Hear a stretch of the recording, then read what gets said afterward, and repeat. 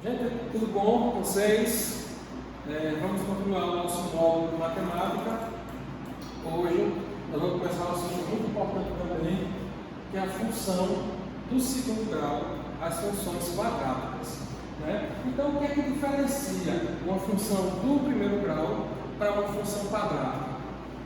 Exatamente o grau 2 na minha função. A gente falou que a função do primeiro grau ela aparece na forma ax mais b. O que vai diferenciar aqui é que a minha função polinomial do segundo grau é qualquer função de L em L, ou seja, ela envolve todos os números reais e ela aparece assim de forma f de x igual a x quadrado mais bx mais c. Né? O que vai aumentar aí é o coeficiente c, é o termo independente dessa minha função. Então a gente vai ter aqui os coeficientes a, b e c, lembrando que o a, b e c são números reais, com um a diferente de zero. Mas por que é que o a tem que ser diferente de zero? Porque o a sendo zero, multiplicando por x ao quadrado, ele vai anular a minha função do segundo grau. Então a gente tem função do segundo grau, ax ao quadrado mais bx mais c. E um conceito importante nessas minhas funções do segundo grau é a identificação correta dos coeficientes a, b e c. Vocês acompanham o módulo de vocês, que eu tenho aqui alguns exemplos, né? A identificação dos coeficientes da função quadrática. Então aqui eu tenho a função 2 ao quadrado menos 3x mais 6. Aqui não está dando para ver direito, mas no módulo você quer para ver bem direitinho.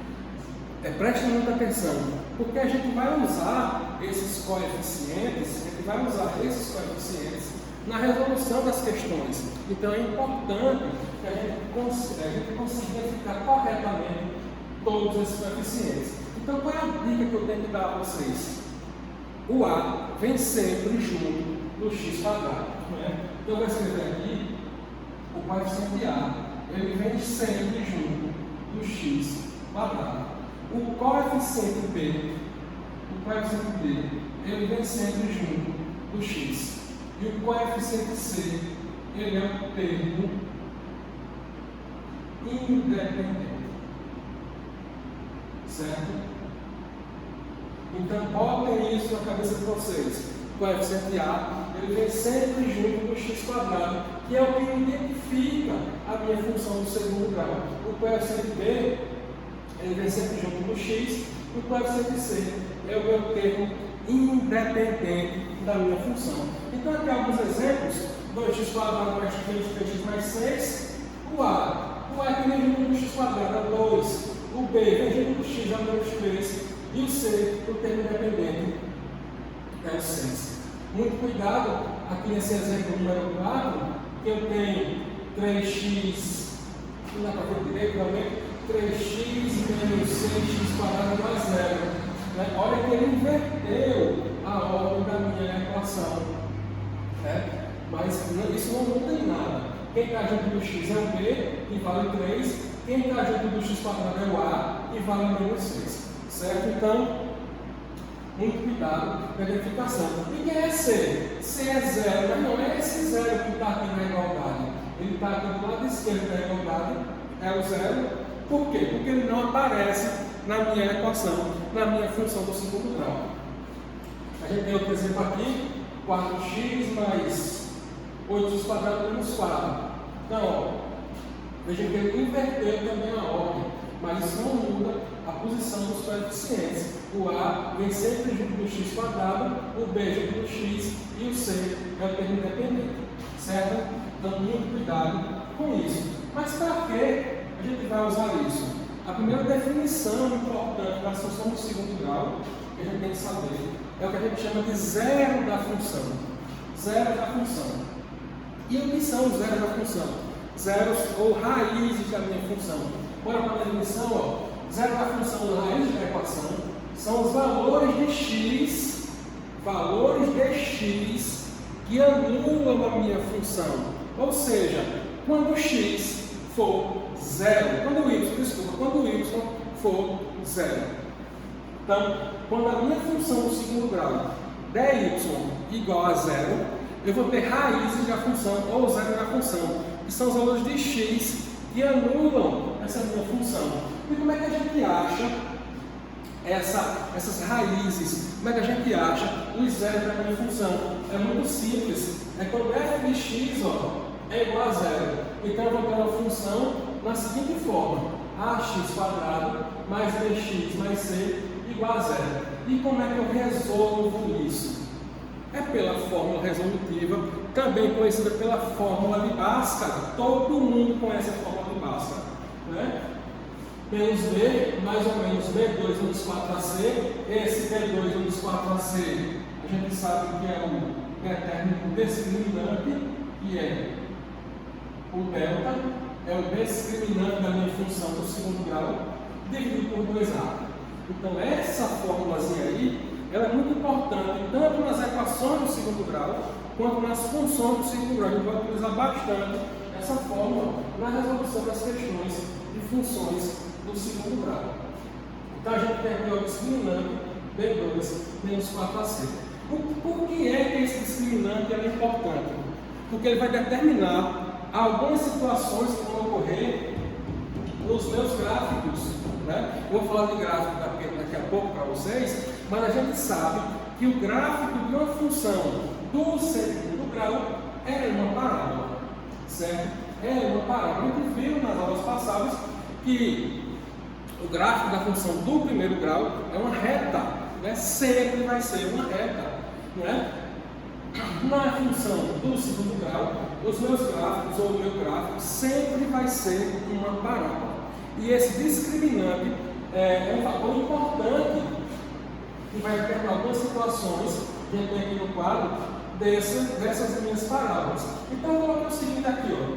Quando o meu A for maior que zero, ou seja, quando o meu A for positivo, a minha parábola tem a concavidade voltada para cima, né? Ela vai ser aberta, a minha concavidade, que é essa parte de cima da minha parábola, ela vai ter essa concavidade voltada para cima, quando o meu A for maior que zero. Quando o meu A for menor que zero, ou seja, quando o meu A for negativo, a minha parábola, ela vai ter a concavidade voltada para baixo, certo? Então vamos lá. Concavidade voltada para cima, A positivo. Concavidade voltada para baixo, A negativo. Mas professor, o senhor falou do discriminante, do delta. O que é que delta tem a ver com isso? Olha só. Quando o meu delta for maior que zero, delta maior que zero, eu vou ter duas raízes reais e distintas. Ou seja, eu vou ter o x1 e o x2. Quando eu for resolver lá a minha equação do segundo grau pela fórmula de Bhaskara, eu vou encontrar duas raízes reais e distintas, né? x1 e x2. Quando o meu discriminante ele for menor que zero, quando o meu delta for menor que zero, eu não vou ter raízes reais, certo? Porque lá o discriminante está dentro de uma raiz quadrada e eu não tenho dentro dos números reais a quadrada de números negativos, certo? Então eu tenho aqui, não vou ter raízes reais. Ah, mas eu não vou ter gráfico?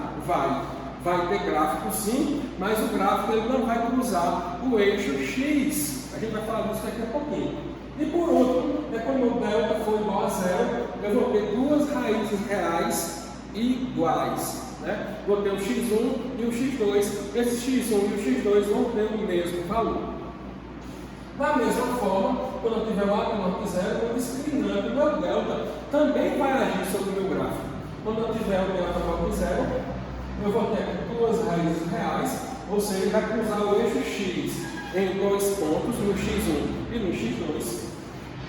Eu não vou ter raiz real aqui, o meu gráfico vai ficar abaixo da reta X, sem raiz real, e aqui eu vou ter apenas um ponto cruzando o meu gráfico, ou tocando, tangenciando o meu gráfico, quando o meu delta for igual a zero, certo? Foi o que eu falei aqui para vocês, exatamente isso, concavidade da parábola. Deixa eu apagar aqui. Concavidade da parábola, quando o meu A, o meu coeficiente A, ele for maior que zero, tá aqui, coeficiente A maior que zero, a minha concavidade ela vai ser voltada para cima. Quando o meu A for menor que zero, ou seja, um número negativo, a minha concavidade vai ser voltada para baixo, certo? E outro termo importante aqui, eu sempre falo desses termos importantes, porque a gente consegue, a partir dele, matar várias questões. Nós vimos isso em função do primeiro grau com o termo B. O que é que o termo B faz? O termo B, ele corta o eixo Y, o gráfico corta o eixo Y, e onde esse gráfico cortar o eixo Y é o meu coeficiente B. A mesma coisa acontece na minha função do segundo grau. Quando o meu termo dependente, o ponto C, ele corta, o meu ponto C vai ser o que corta o gráfico Y, né? Então, resumindo, o meu termo independente, o meu ponto C, vai ser o local onde o meu gráfico, onde a minha parábola cruza o eixo Y. Aqui tem um exemplo, ó. O C está exatamente aqui. Aqui eu tenho a minha parábola, e a minha parábola corta o eixo Y exatamente no ponto C. Nesse segundo gráfico, está aqui o meu gráfico, está aqui as minhas duas raízes, ó. Vejo que o meu delta ele é maior que zero, eu tenho duas raízes distintas, e o meu termo independente é exatamente onde o gráfico corta o eixo Y, que nesse caso aqui é o ponto 4.